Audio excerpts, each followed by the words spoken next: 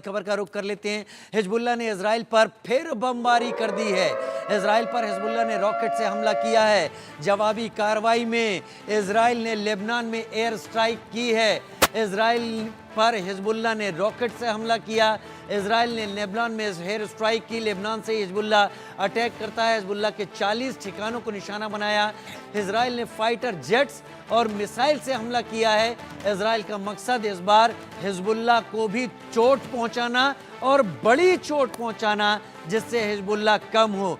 क्या फिर मरते जा रहे, क्या फिर टूटते जा रहे ये जितने भी संगठन हैं, इनको एक करने की कोशिश कर रहा है चीन।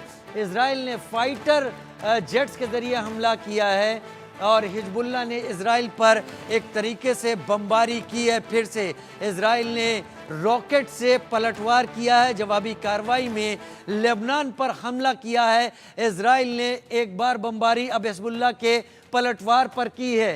इजराइल अब छोड़ना नहीं चाहता, चाहे लेबनान हो चाहे यमन हो। हूती हमला करेगा यमन से या लेबनान से हिजबुल्लाह या गाजा से हमास। इजराइल एक साथ इन सारे फ्रंट पर इन सभी को हिट कर रहा है और टारगेट कर रहा है। इस बार हिजबुल्लाह को खत्म करना ही इजराइल का बड़ा मकसद है। मेरे साथ कर्नल जे सोढ़ी इस वक्त जुड़े हुए हैं। कर्नल जे सोढ़ी, अब आप दो चीजों पर समझाने की कोशिश कीजिए। क्या चीन इस बात को समझता है कि वो क्या कर रहा है? डिप्लोमेटिकली यस, शायद समझता हो, क्योंकि अमेरिका को उसे सेकंड पायदान पे ले जाना है। लेकिन क्या वो भी इस डेफिनेशन में उलझने नहीं वाला है कि गुड टेररिस्ट और बैड टेररिस्ट क्या होता है, जिस पर एक लंबी बहस भी चली थी? और इजराइल जो एक साथ तीनों टेररिस्ट ऑर्गेनाइजेशन को टारगेट कर रहा है, क्या मैसेज इजराइल दे रहा है? Over to you colonel Sodhi. Jai Hind Rajiv जी। ये मेरा सौभाग्य कि मैं आपके न्यूज चैनल में और विख्यात को पैनलिस्ट के साथ हूं। 1987 में हमस की स्थापना हुई, लेकिन अगले 20 साल तक हमस को वेस्ट बैंक या गाजा पट्टी में कोई सफलता नहीं मिली, क्योंकि यसर अराफात का पीएलओ और फतह दोनों जगहों में बहुत ही सक्रिय था, शक्तिशाली था। लेकिन सब कुछ बदला 2007 में, जब चीन दुनिया की तीसरी सबसे बड़ी अर्थव्यवस्था बन गया और चीन को अब यकीन हो गया कि वो दुनिया में एक अहम शक्ति के रूप में उभर सकता है, क्योंकि उसके पास अब बेशुमार पैसा आने लग गया।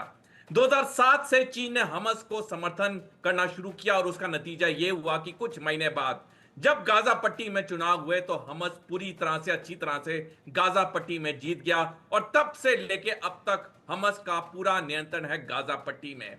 और 2007 के बाद एक और ऐसी चीज हुई जिसे चीन कभी सोच नहीं रहा था, लेकिन चीन के पक्ष में हो गया। वो ये हुआ कि 21 दिसंबर 2011 को अमेरिकी राष्ट्रपति बैरक ओबामा ने पिवट टू एशिया पॉलिसी का ऐलान किया, जिसके तहत मिडिल ईस्ट में अधिकतर अमेरिकी सैनिकों को मिडिल ईस्ट से मूव कर दिया गया इंडो पैसिफिक इलाके में। जो मिडिल ईस्ट में एक वॉइड बन गया, उसका चीन ने भरपूर तरीके से उसको एक्सप्लॉइट करना शुरू कर दिया। कुछ साल बाद 12 जुलाई से 14 अगस्त 2006 में कुछ साल पहले 2006 में एक युद्ध हुआ, इजराइल और हिजबुल्लाह के बीच लेबनान का युद्ध। इसमें इजराइल को सफलता नहीं मिली, एक स्टेलमेट हुआ। वो भी इसलिए हुआ कि संयुक्त राष्ट्र के साथ अमेरिका ने मिलकर इस युद्ध को बंद कर दिया जल्दी, अन्यथा इजराइल की हार हो जाती हिजबुल्लाह को भी चीन पूरी तरह से समर्थन करने लग गया था। अब जब ऐसी चीजें हुई तो चीन को यकीन हो गया कि अगर वो कोई देश है जो अमेरिका को मात दे सकता है, वो सिर्फ और सिर्फ चीन है। और तब से लेके अब तक चीन ने वो चीजें की जिससे अमेरिका को तकलीफ हो। आज चीन पूरी तरह से एक सुपर पावर बन के उभर चुका है। उसके पास आर्थिक शक्ति है, उसके पास सैनिक शक्ति है, उसके पास परमाणु शक्ति है। जहां तक आपका दूसरा प्रश्न है गुड और बैड टेररिस्ट का, मैं बताना चाहूंगा कि अब तक कई देशों ने भारत को मिला के हमस को आतंकवादी संगठन नहीं डिक्लेयर किया है। कई देशों ने भारत को मिला के हिजबुल्लाह को आतंकवादी संगठन नहीं डिक्लेयर किया है। तो जब तक संयुक्त राष्ट्र, चाहे हिजबुल्लाह हो चाहे हमस हो, इनको आतंकवादी संगठन नहीं डिक्लेयर करता है, चीन का पलड़ा, चीन का पक्ष बिल्कुल साफ है।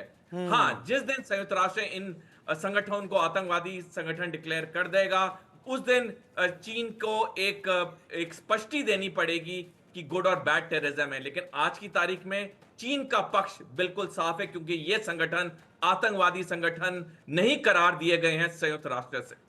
टू द पॉइंट, एकदम सीधी बात कही है कर्नल सोडी, आपने चीजों को एकदम साफ तौर पर क्लियर कर दिया।